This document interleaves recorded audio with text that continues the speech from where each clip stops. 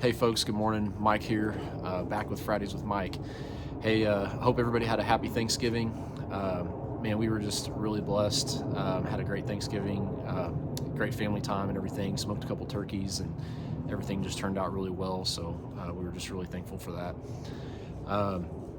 Had a couple people reach out too about the tip that I gave in the last episode about cooking the turkey or cooking the chocolate chip cookies in the Pit Boss or the smoker, and I said they really liked them. So I'm glad those worked out and some people tried it. That's awesome.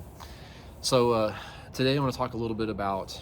Well, first of all, I have a little admission to make. So I started this thing off this morning, and it's a beautiful morning, beautiful day. It was like 44 degrees this morning, and everybody was outside with blowers and bagging leaves, and it was just loud, and I was just kind of struggling to get in a rhythm and get this thing going. And quite frankly, I was just trying to pack too much into one episode, and so I hit pause and kind of took a little break. And I went inside and prayed about this whole episode, and decided to break this up into multiple parts.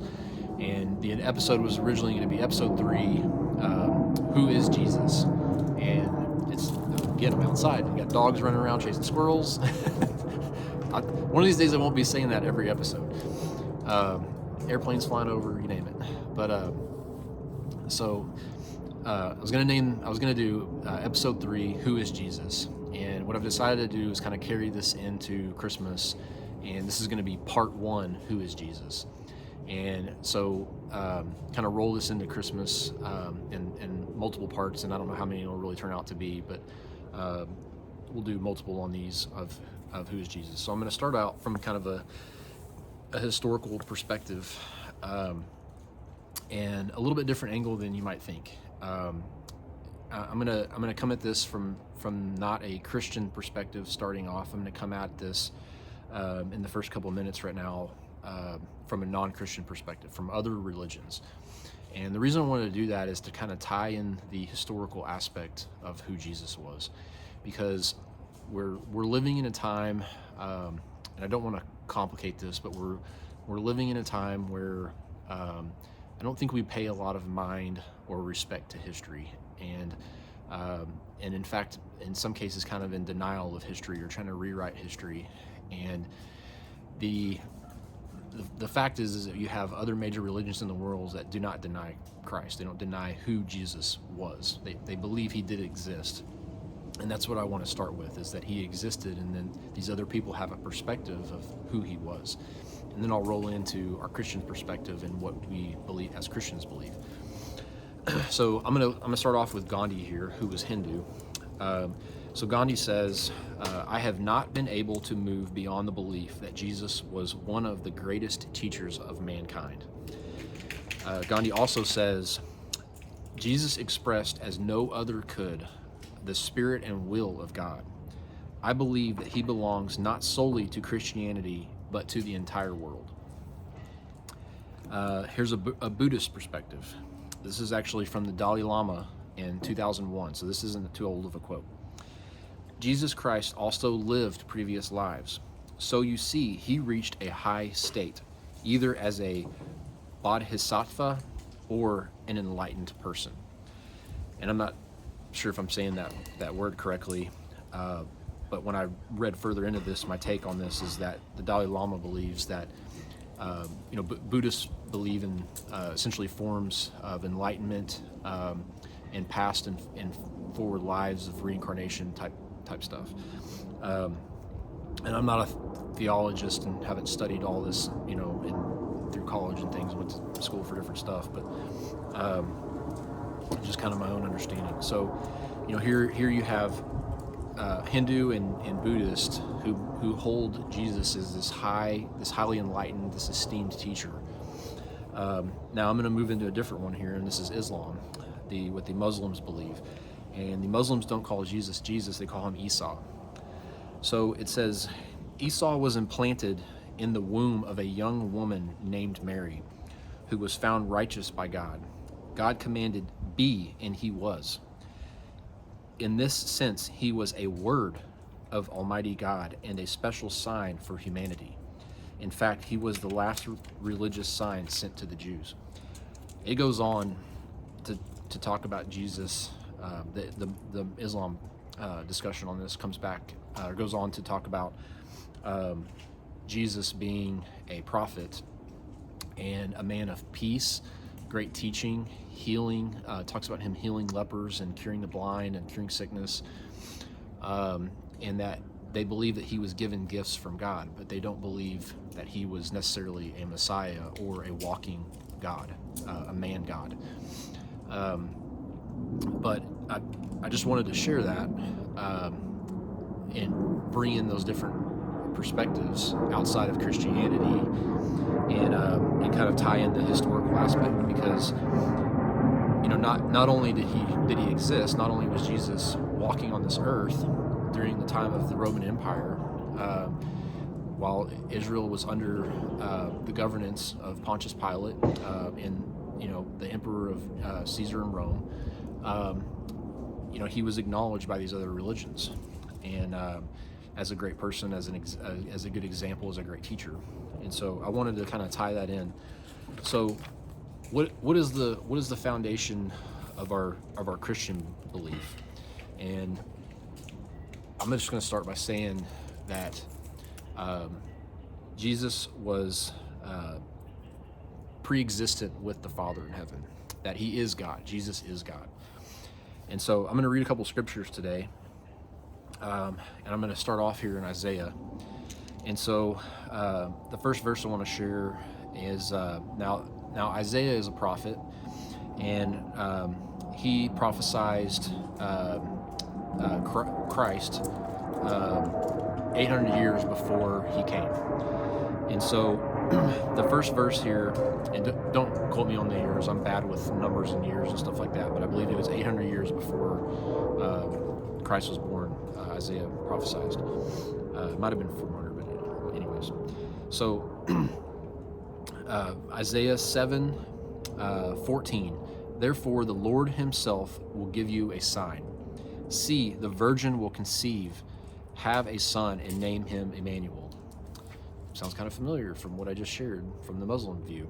And I'm not going to keep comparing and contrasting, but I just find it interesting from a historical aspect that, there's 2.38 billion Christians in the world. I think there's 1.8 billion Muslims in the world. And there's some kind of interesting similarities, and they both acknowledge Christ.